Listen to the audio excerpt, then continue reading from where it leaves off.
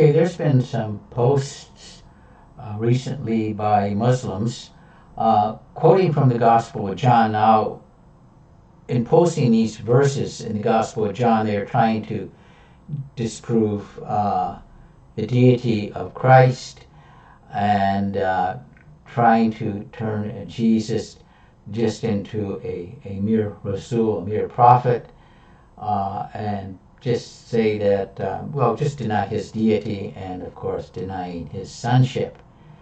And they have all sorts of verses, and you know who you are. You know exactly who you are, and I'm sorry, I have to call you out on it.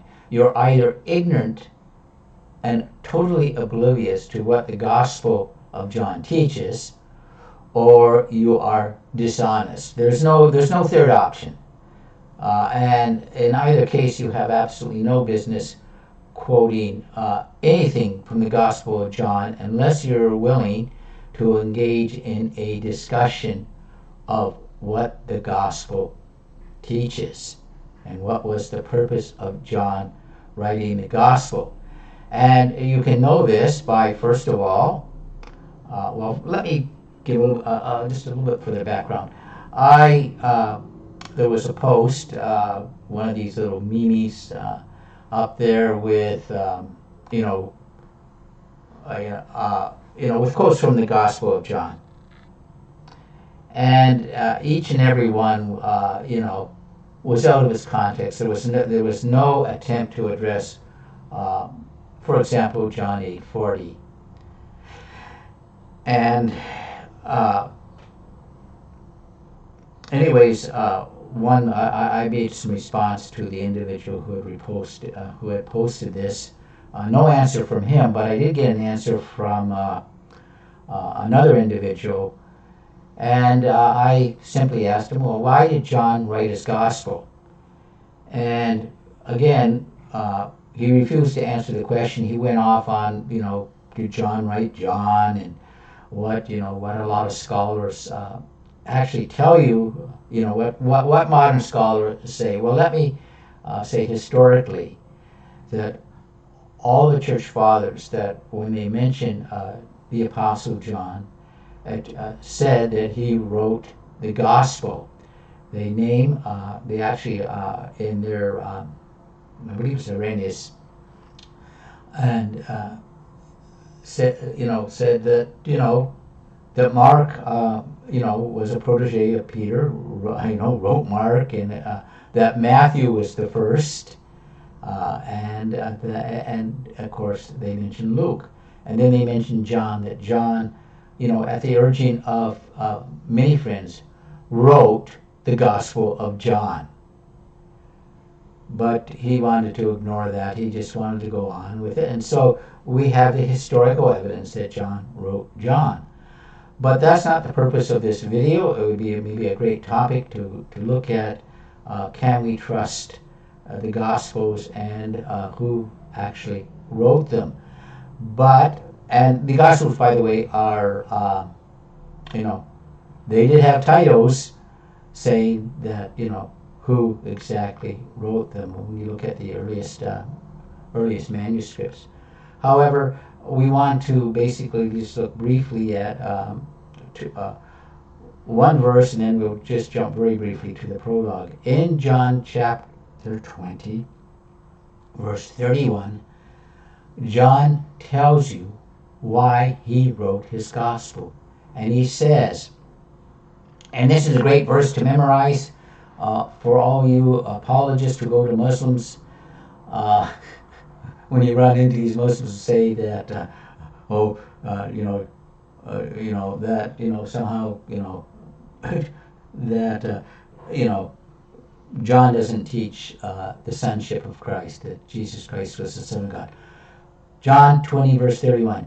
These things are written that you might believe that Jesus is the Christ, or the Messiah, the Son of God. Notice this.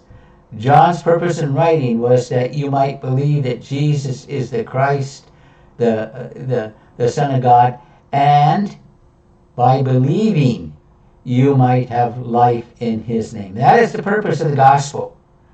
And then when you go to the prologue of John 1 through 18, it gives you the introduction and how the gospel, the rest of the gospel is to be understood by reading the prologue.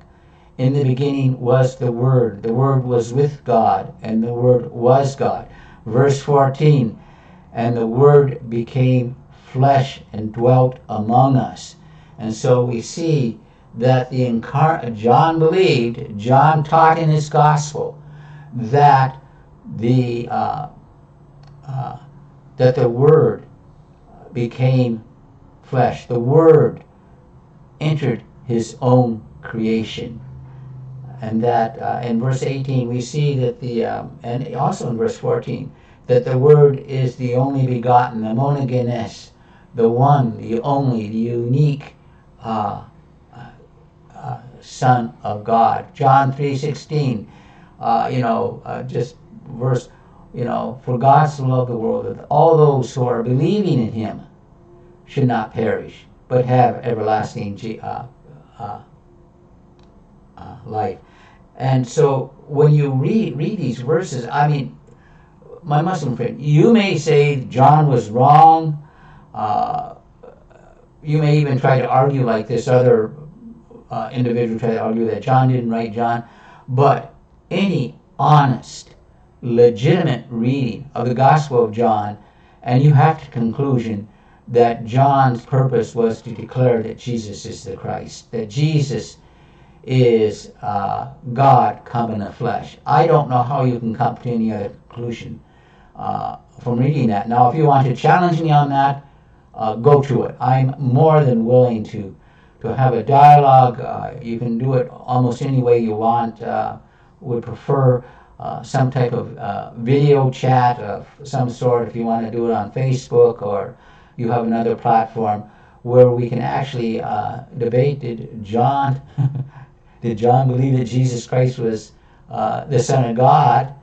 And did he believe that Jesus was God come in the flesh? The challenge goes out to you on that. And I also want, in closing, I also want to just put out to you is, if Jesus Christ is God, what does that say about Muhammad? And what are the implications for you? In Philippians, Paul writes that, that every knee shall bow and every tongue confess that Jesus Christ is Lord, to the glory of God the Father. Now, you can do it in this life, when you will have salvation, or you can do it in the next life, and then you will be cast into hell, where you will be hating your prophet and be hating God for all eternity. Now is the day of salvation, and so I urge you, read the Gospel of John for yourself. Don't let me tell you what it says. Don't let your imams tell you what it says. And for goodness sakes, don't let the people on Facebook tell you what it says. Read the Gospel for yourself. Go out, yeah, I'm sure you can go out and you know what? If you do not have, I'll tell you what, if you do not have a Gospel of John, PM me, send me an address, and I will send you a Gospel of John at my own expense. Won't cost you anything. I'll send you a Gospel, and you can read it for yourself, and then get back to me. Because again, any honest reading of the Gospel of John, and you will have to come to the conclusion that Jesus Christ is the Son of God and Jehovah God come in the flesh. Again, thanks for watching. Have a great day. May God bless. And remember, Jesus Christ is Lord.